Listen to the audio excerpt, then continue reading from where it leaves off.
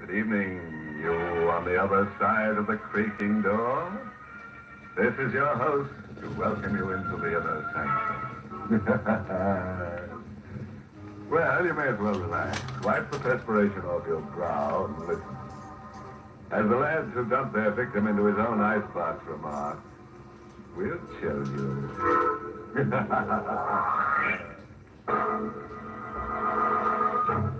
Tonight's Inner Sanctum mystery, Death Rides a Riptide, was written by Lou Vittis and stars Arlene Blackburn in the role of Carol with Lawson Zerby as John. Tonight, we're featuring a jovial little item about a girl named Carol Vane. She married a man whose first wife had been drowned.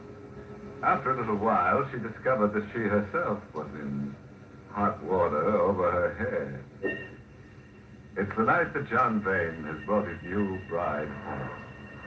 Home to the cliff house above the ocean. Well, Carol? This house is very beautiful, John. Yes, it is. A bit lonely, perhaps. I could never be lonely with you. Oh, darling.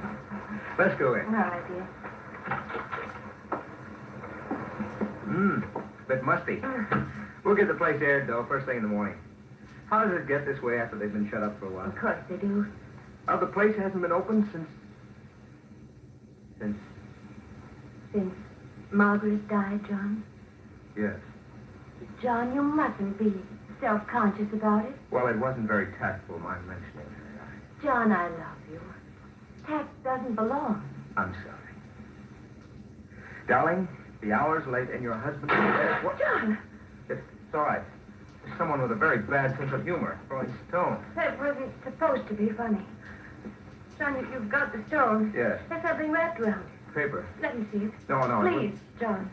Well, I don't imagine I could keep it from you indefinitely. Keep what from me? Here's the stone. The paper. It's a note addressed to me, John.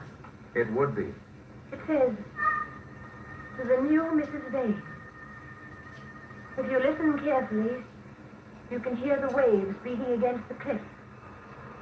The waves in which the first Mrs. Vane died. Did she fall? Or was she pushed? Listen. It isn't signed, John. No. You can hear the waves. Oh, I'm sorry. That's silly. The note was so nasty. You're not to pay any attention to things like that noise. You're not to pay any attention. I won't, John. I won't. Can we go to sleep now? Of course. It's true that Margaret was drowned, but it was an accident, wasn't it? Wasn't it, John?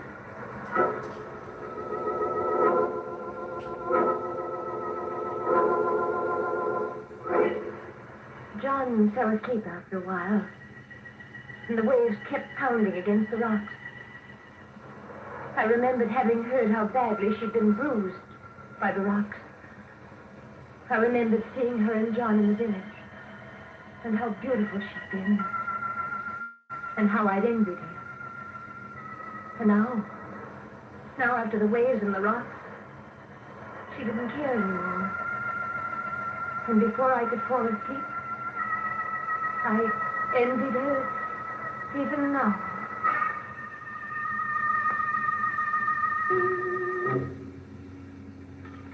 Well, that was a very fine dinner, darling. John, Yes? exactly how did Margaret die? Carol, there's no I want point. to know. She was drowned. She was a good swimmer. Even good swimmers get drowned. What happened, John? I think it'd be wiser if you'd forget about Mark. All right. There's a beach below Cliff House. It's there at low tide only. A beach and a ledge. Nice place to swim from, the ledge, at low tide. But when the tide comes in, beach and ledge are covered. The tide's strong then, and there are rocks around. Margaret got caught by high tide. That's all. You mean she stayed down below on the ledge longer than she should have? That's right. And that's all, John? What else should there be? I don't know. It's low tide now, isn't it? Yes. I'd like to look at that ledge. Why? Oh, because I'm silly. Because I'm a fool, but... John, I want to look at that ledge.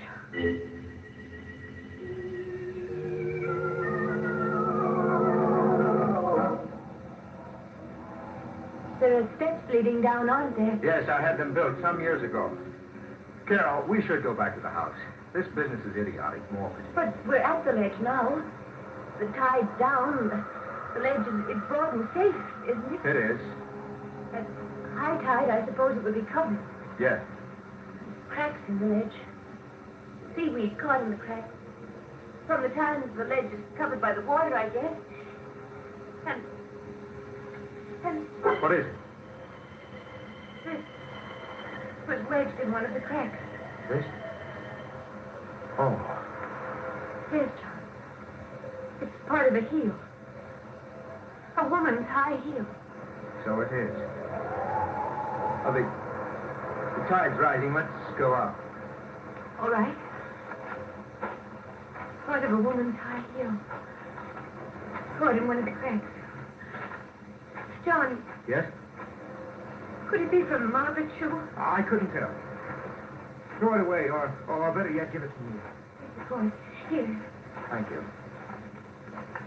John, a woman was going swimming. She wouldn't have been wearing high heels.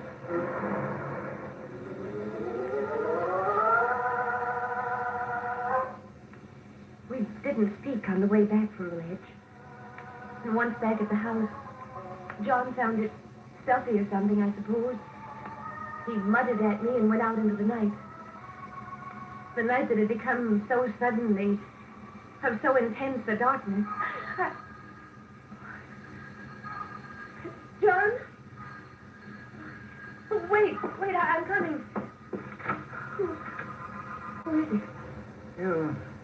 You startled me, my dear. Peering there in the doorway, for a moment I thought you were my niece. Your niece? Yes. You're not, of course. My niece is dead. Who are you? Jeremy Mangan, my dear. Mangan? Your predecessor, my dear, was named Margaret. Her father? Uncle. May I come in? For an elderly gentleman like myself, the night is cold. It's cold for me, too. Come in. Thank you. Where is dear John? He's out. Oh, too bad. I did want to see him. What about? Money. I hope I don't shock you by my frankness. He owes you money?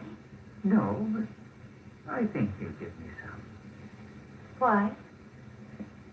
You're a prying little creature, aren't you? Why do you think John will give you money? My dear, I intend to sell John a letter. Tell him a letter. A letter written to me by my dearly beloved niece. And Margaret. But why should John want to buy it? Let me read you a bit of it, shall I? All right. She says in the letter, among other things, Uncle, come for me at once. I must get away from Cliff House, because if I don't, I'm going to die. I'm afraid. Please don't think I'm making this up, but I'm going to die. I'm going to be killed. Yeah, I rather think that's enough, don't you? Why didn't you come in answer to a letter? She sent the letter off 2 months ago. 2 months ago, I happened to be detained elsewhere. To be precise, I was momentarily in jail. I didn't get the letter which had been sent to my lodgings until this week. That's it. John has nothing to be afraid of, whatever the letter says. Dear, I never suggested he had. But I still feel he'll buy my letter from me. For old time's sake. How much? A couple of thousand will be enough. I'm not grasping. If you saw John, spoke to him as you've spoken to me, he'd kill you. Habit of his?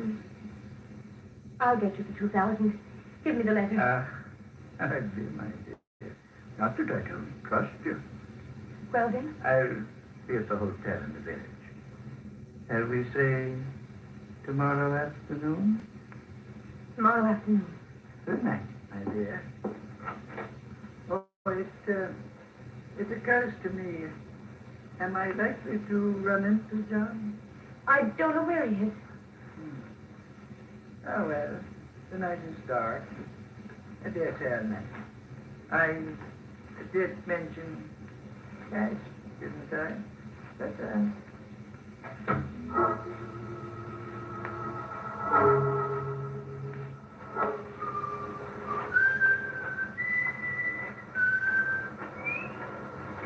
This way, slow. You startled me. Standing there at the edge of the cliff, Be careful. I mind. Stay still. I won't go over the cliff. No.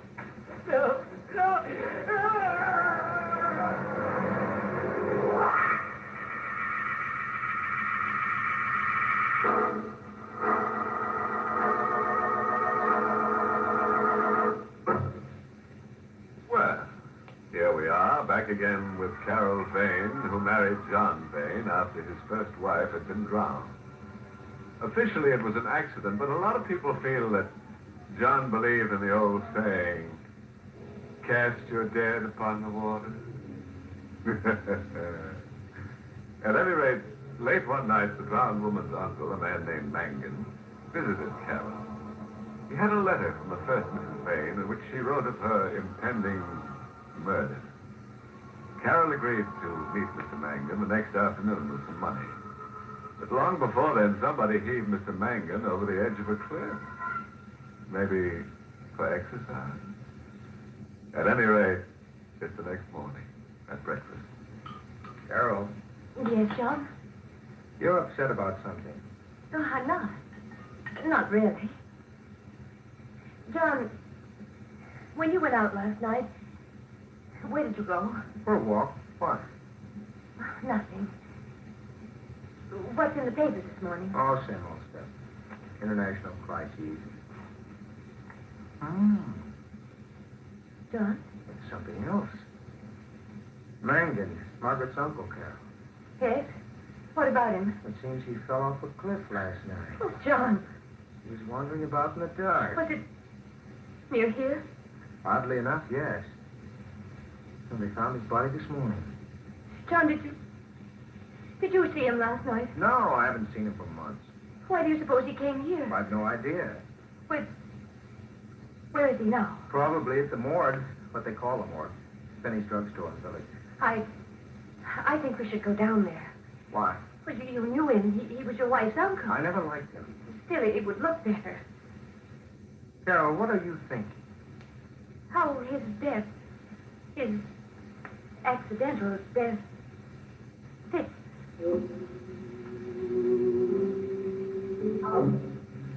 He was lying on a table in the back of Fenny's drugstore.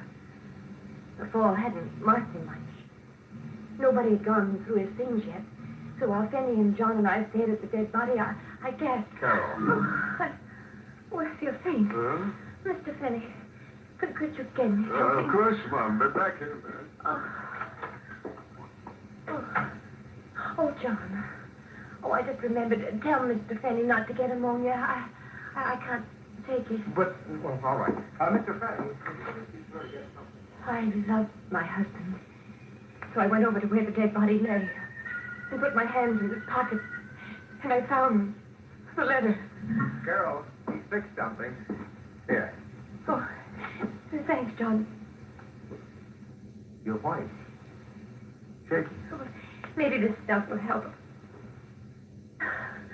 Feel any better? A little. If we can leave now. Of course. Carol, Yes?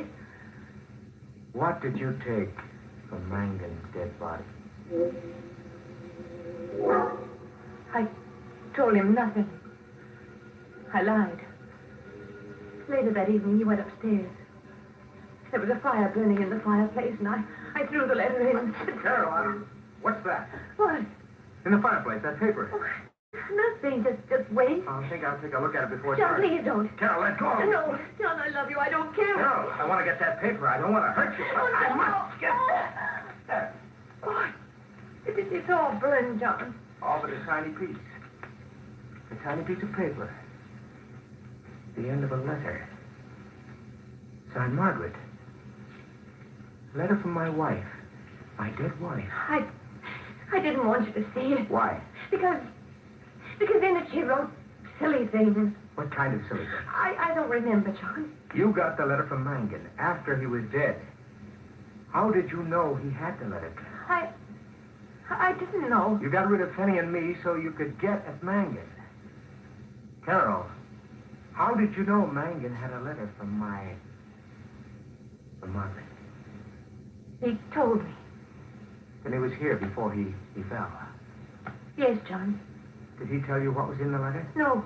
Did you read the letter before you burned it? No. Then why did you burn it? Because I was jealous. I still am. Have everything to do with Margaret. You loved her before you loved me. You're telling me the truth, Carol? Why should I lie about it, John? Why?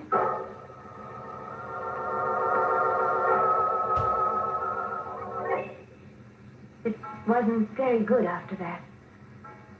John took to staying away from home. I saw very little of him. We avoided each other. Each of us for reasons we didn't dare speak of. It wasn't very good there in the cliff house above the ocean. The ocean where Margaret Vane had died. And where Mangan had fallen to his death. I might have gone away. That would have been the safest thing of all for me, but I loved John. I hoped. And in hoping, I was betrayed. John? Yes, my beloved, John. Oh, I'm glad you're home, even though... Even though the hour is too late to be respectable? Oh, I don't care. There's a lot you don't care about, isn't there? I don't know what... You put on quite an act, don't you? About not knowing. But you do know, don't you? I do know what? That my wife, my first wife, was murdered. John. Yes, it's out now. It's been said now. Margaret was murdered. They don't have to whisper about it in the village anymore. I'll shout it I out. won't listen to you. You think that'll make it right, huh? It won't, my love. Because you see, the fishing boat Evangeline is back. Fishing boat? It's been away for 3 months. The men on board didn't know about Margaret's death. They know now, and a couple of them remember something. What do they remember? Seeing Margaret on the ledge just before the tide turned. But it's... The trouble is, they're prepared to swear that Margaret wasn't alone. John, that doesn't have to mean anything. Look at me, John. It doesn't mean anything. Carol, what was in that letter you burned? I didn't read it. John, you're hurting me. What was in that letter you burned? Oh, let me go, I'll tell you. Thank you. Margaret was afraid she was going to be murdered. Yes. I rather thought so. That was why Mangan had to die. John, I'm leaving. No, you're staying. Here with me. You're the only wife I have left now. You're insane. Am I? That's a thought. Hadn't occurred to me before. I'll think about it. I won't stay. Why not? I'm afraid. Are you? Get away from my desk. No, you keep a gun here. Yes, I have it now. You wouldn't shoot me. You love me. I do, John. But it's no good anymore. I'm going away. You're mistaken. Don't come any closer to me. You're not going away. You're never going away, Carol. John, if you take another step, I'll... You what, my precious? Oh. Oh. You did shoot after all. Somehow. I didn't think you would. I told you not to come any closer to me. I underestimated you. I've always underestimated you. But, Carol, when I die, and I am going to die, what will you tell the police? What I have to tell them. That I shot you in self-defense. Yes. Yes, of course. That would be your line. Not a bad one. It might have worked. It's the truth. Of course it is. But, Carol, defending yourself against a murder charge isn't considered good motive for acquittal. What do you mean? I would have brought Mangan off because I was in love with you. Even though I knew. But Mangan was murdered anyway. By you. Very consistent story. But, Carol, you remember that shoe heel? Yes? High heel? Woman's shoe? You know where it is now? No. On the ledge, down below, in the crack where it was before. And the police are going to examine that ledge once again. Now they've heard the story of the fishing boat people. It has nothing to do with me. Carol, Margaret never wore high heels. Never. Something wrong with her feet. So the heel has to be yours. But my beloved, murderess. John. John? Dead. Dead is Mangan. Dead is Margaret. And I? There was the ledge and the broken heel and the crack. A little item of unfinished business that I had to finish. Mangan was dead and the letter burned. I was safe there. John was dead and his knowledge dead with him. I was safe there. The men on the fishing boat hadn't seen the second figure on the ledge clearly enough to identify. I was safe there. There remained only the heel broken off one of my shoes when I hit Margaret. And I'd get it before the police did. And I'd be safe there. The tide's coming in. The ledge is still above water. The ledge where my heel had been.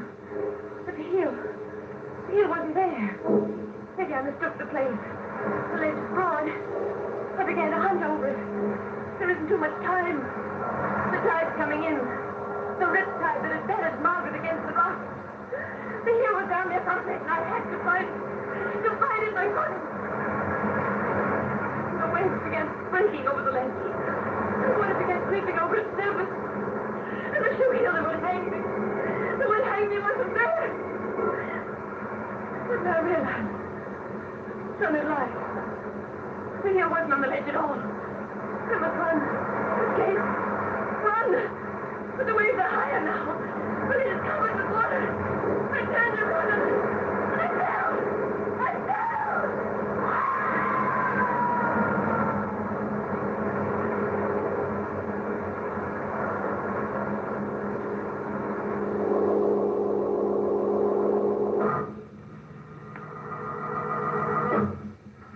Well, there went Carol Vane. Fundamentally a nice girl with a slight character defect. She killed people. Of course, her reasons were the finest. She only wanted to get married. Unfortunately, she never learned the old proverb. As you make your dead, so you must lie about it. She tried, but she was tripped by a heel. Incidentally, if you happen to be out fishing one of these fine evenings, and the tide's going out, say hello to Carol.